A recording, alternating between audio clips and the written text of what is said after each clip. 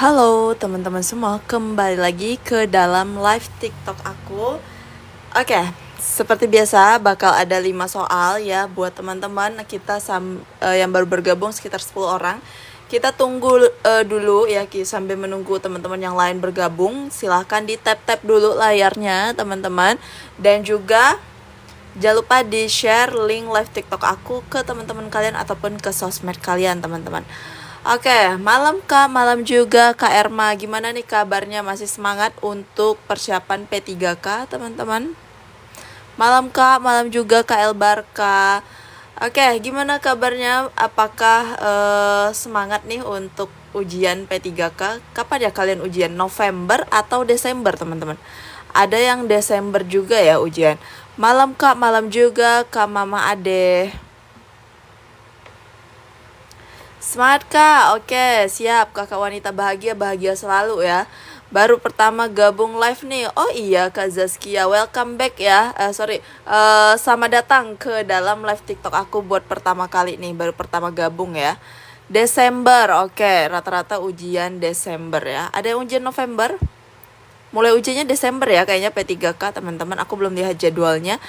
Kak Hilal, malam Kak, malam juga Kak Hilal. Kami yang gelombang kedua bulan April Kak 2025 ujiannya. Oke, ini Kak Hilal nih lama ya ujiannya. Jadi persiapannya tuh harus lebih matang lagi.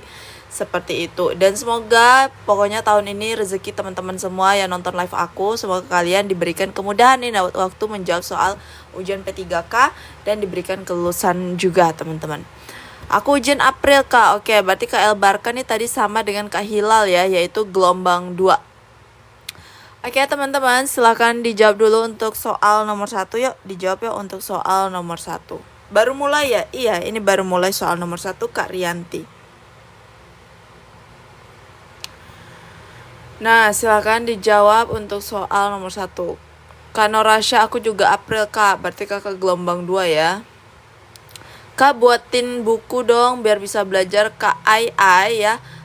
Untuk buku ya, untuk versi cetakan itu belum ada, tapi adanya bentuk soft file ya. Jadi kalau misalnya Kak Ai mau bergabung ya ke ebook dan juga grup Telegram, itu silakan aja hubungi WA admin ya. WA adminnya ada di Instagram Lolos ASN. Jadi Kakak Ai pergi dulu ke Instagramnya Lolos ASN, terus itu silakan di follow dan klik WA admin 1 untuk pembelian e-booknya dan juga grup Telegram teman-teman. Oke, dijawab dulu untuk soal nomor 1 teman-teman.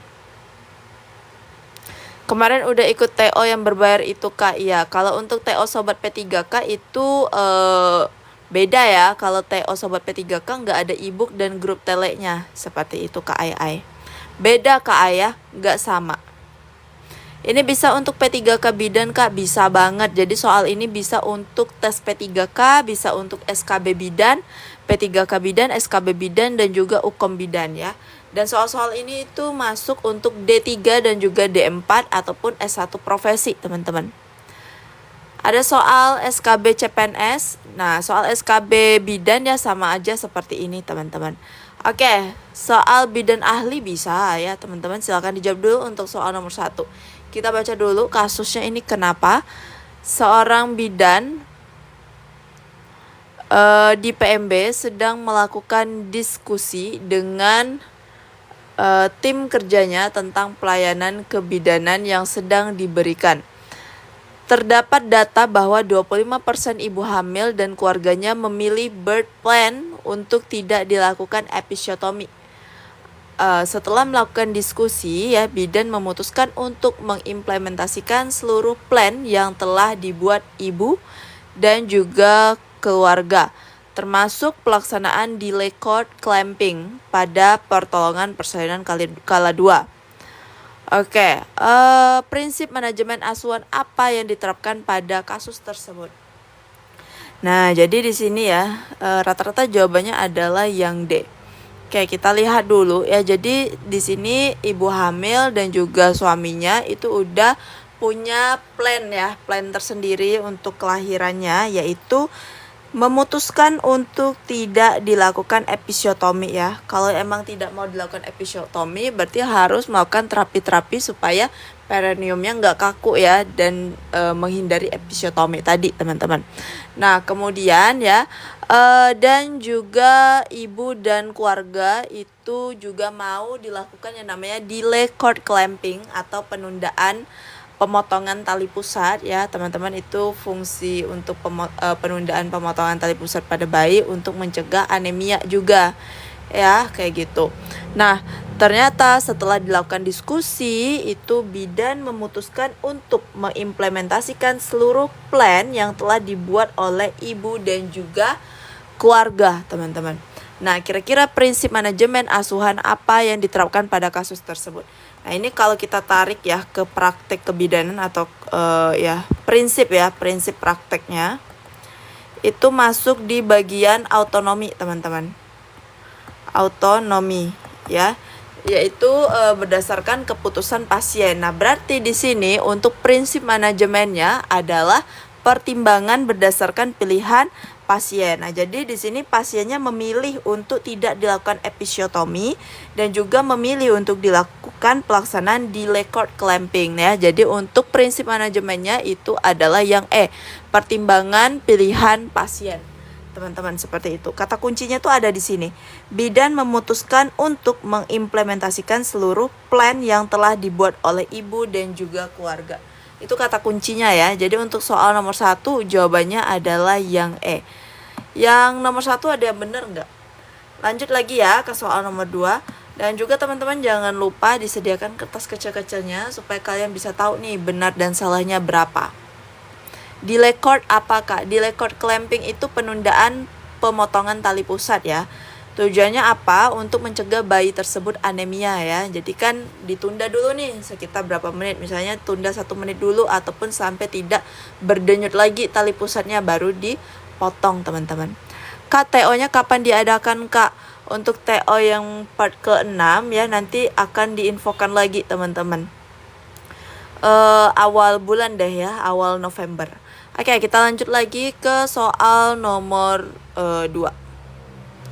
Kalau untuk bimbel SKB ya teman-teman itu nggak ada. Cuman kalau untuk soal-soal SKB dan P3K itu sama aja sih ya, kan berkaitan dengan keprofesian kita yaitu bidan teman-teman. Jadi kalau misalnya teman-teman SKB ya, teman-teman SKB bidan, kalau misalnya mau bergabung ke dalam grup P3K itu bisa banget, karena di dalam grup P3K yang kita bahas emang yang kita share itu materi dan soal-soal kebidanan seperti itu.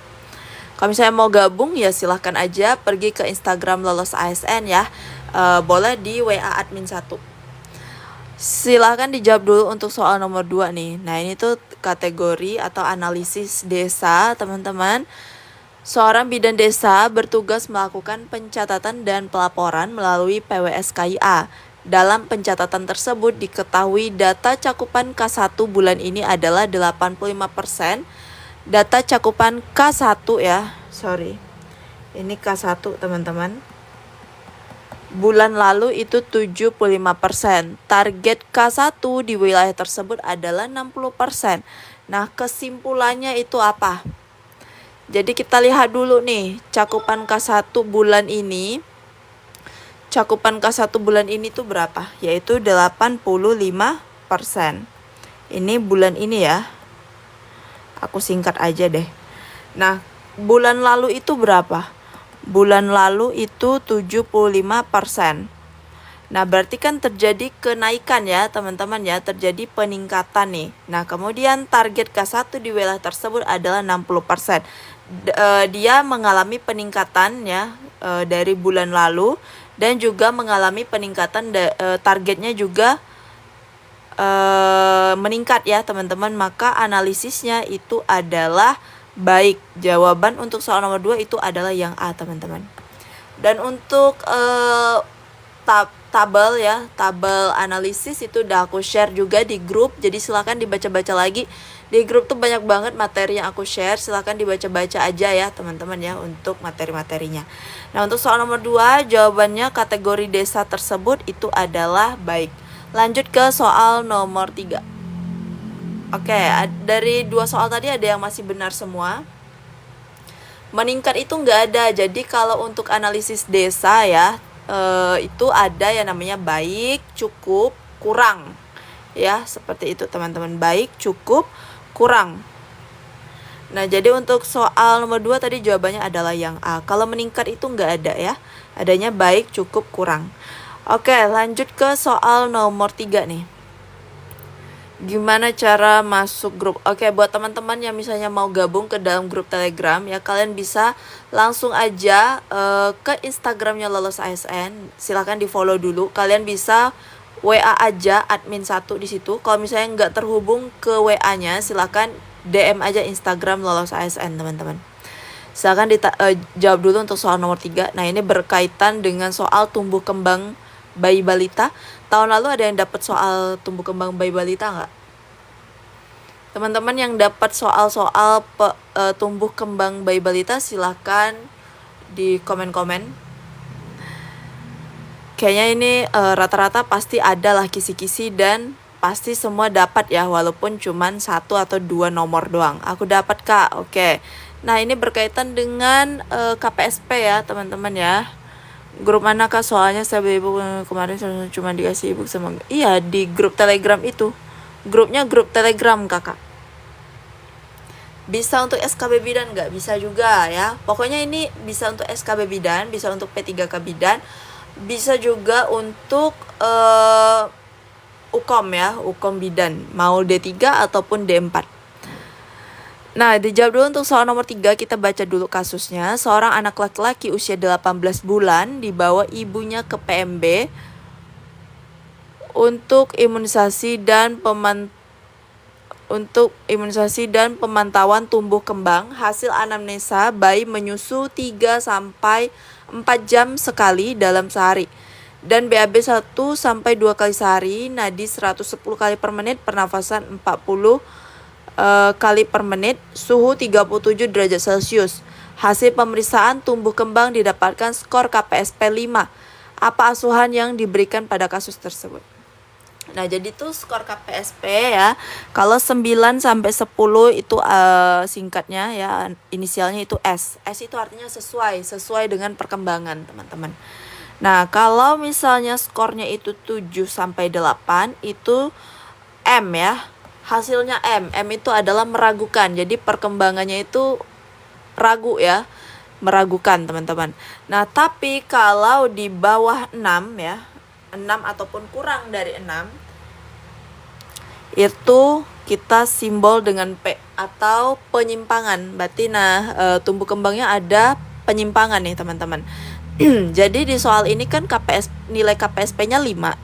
Nah, kalau nilai KPSP-nya 5, itu dia masuk ke kategori penyimpangan. Nah, kalau anaknya itu pada tumbuh kembang terjadi penyimpangan, maka asuhan yang bisa dilakukan adalah yaitu melakukan rujukan, teman-teman ya, melakukan rujukan ke spesialis anak nih, karena terjadinya penyimpangan perkembangan. Tapi kalau misalnya hasilnya skor 7 sampai 8 yaitu meragukan, itu bisa kita ajari pasien atau ibunya itu untuk stimulasi si anak.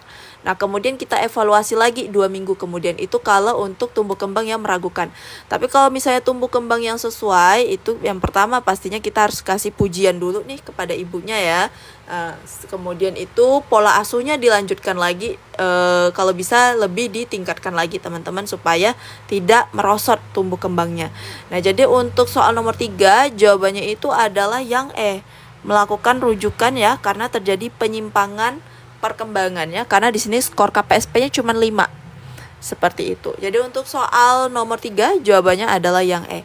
Next kita lanjut lagi ke soal nomor 4. Nah, ini dia soal 4 terkait hormon. Tahun lalu tuh banyak banget yang ujian dapat soal hormon, teman-teman. Mungkin di sini rata-rata dapat semua ya soal terkait hormon. Entah itu hormon kehamilan, hormon persalinan, hormon pada ibu menopause ya. Nah, jadi ya benar Kak. Jadi soal hormon ini kemungkinan keluar lagi ya teman-teman. Dan hormon juga masuk ke dalam kisi-kisi. Cara masuk grup Telegram gimana Kak? Oke, untuk teman-teman semua ya, lagi-lagi aku bilang kalau misalnya kalian mau masuk ke grup Telegram itu silakan aja pergi ke Instagram Lolos ASN ya, di follow dulu, jangan lupa di follow. Kemudian kalian silahkan klik WA admin 1 karena di situ untuk bergabung ke dalam grup bidan ya. Kalau misalnya nggak terhubung ke WA-nya silahkan DM aja ke Instagram Lolos ASN. Silahkan dijawab dulu untuk soal nomor 4. Seorang wanita usia 25 tahun menikah 3 hari yang lalu. Ini ada titiknya ya. Sorry. Seorang wanita usia 25 tahun sudah menikah 3 hari yang lalu datang ke PMB dengan keluhan sering mual pagi hari. Nah, telat haid 2 bulan dan merasakan payudara menegang. Hasil pemeriksaan tanda vital dalam batas normal, HCG urin positif, apa penyebab keluhan pada kasus tersebut? Oke, jadi di sini dia mengalami mual muntah. Mual ya pada pagi hari, kemudian telat haid 2 bulan. Kemudian payudaranya menegang. Nah, ini kira-kira penyebab keluhan pada pasien tersebut merupakan adanya peningkatan hormon apa, teman-teman? Terjadi peningkatan hormon. Nah, jadi penyebab mual muntah ya, teman-teman, itu dari hormon HCG-nya. Nah, jadi hormon HCG itu menstimulasi ovarium untuk mengeluarkan hormon estrogen sehingga terjadilah si mual muntah tersebut, teman-teman ya. Jadi di sini terjadinya peningkatan hormon estrogen dan progesteron. Nah, kemudian ditambah lagi dengan peningkatan hormon progesteron sehingga menyebabkan gerakan usus itu melambat ya. Jadi bisa cepat, kalau makan itu cepat penuh, cepat mual ya, teman-teman. Jadi untuk soal nomor 4 itu jawabannya adalah yang C. Terjadinya peningkatan hormon progesteron dan juga estrogen. Oke, next kita lanjut ke soal nomor 5. Dari 4 soal tadi ada masih benar semua atau udah ada yang salah nih? Nah, ini klasifikasi sindrom pramenstruasi, teman-teman. Kita baca dulu ya untuk soal nomor 5. Betul, oke Kak Santi betul semua ya. Kak Zaskia salah satu, Kak Mama Ade salah satu. Hormon mual muntah tadi apa? Nah, salah satu penyebab hormon mual muntah itu tadi adanya peningkatan progesteron dan estrogen ya. Kenapa estrogennya pada ibu hamil bisa meningkat? Karena dari kerjanya si HCG tadi, kadar HCG tadi kalau meningkat atau tinggi itu dia menstimulasi ovarium untuk menaikkan atau meningkatkan hormon estrogen sehingga bisa menyebabkan mual muntah tadi, teman-teman ya. Jadi makanya kadang kalau kita menstruasi, kalau hormon estrogen yang terlalu tinggi itu bisa mual-mual juga ya. Ada kan beberapa orang yang kalau mau datang bulan atau mens itu agak sedikit mual bawaannya. Nah, itu terjadi adanya peningkatan hormon estrogen. Nah, dijawab dulu untuk soal nomor 5, teman-teman. Seorang wanita usia 21 tahun datang ke PMB dengan keluhan kembung disertai badan terasa sakit.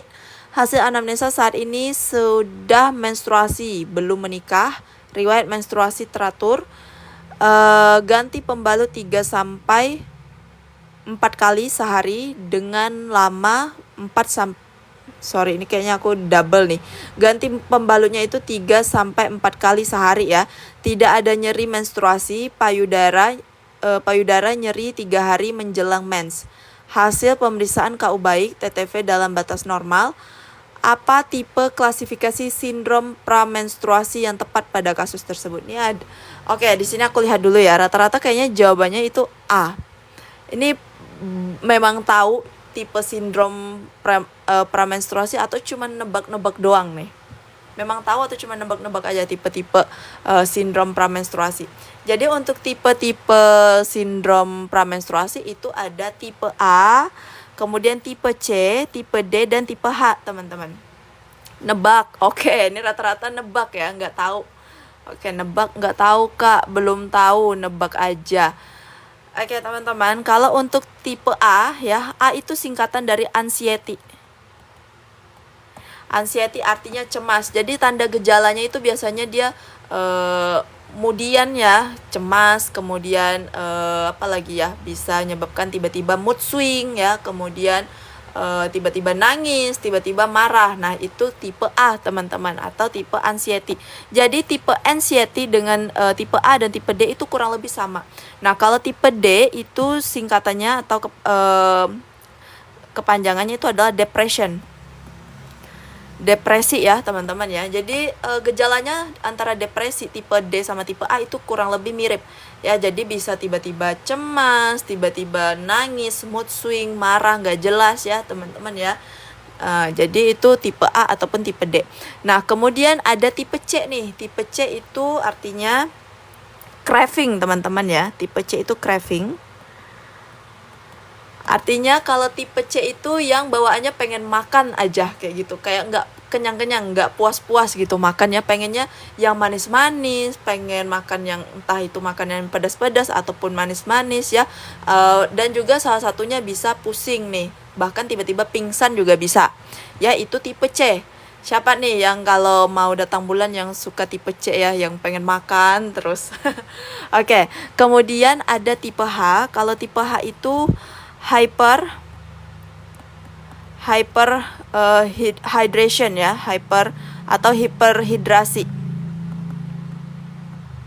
Hyperhydration, teman-teman.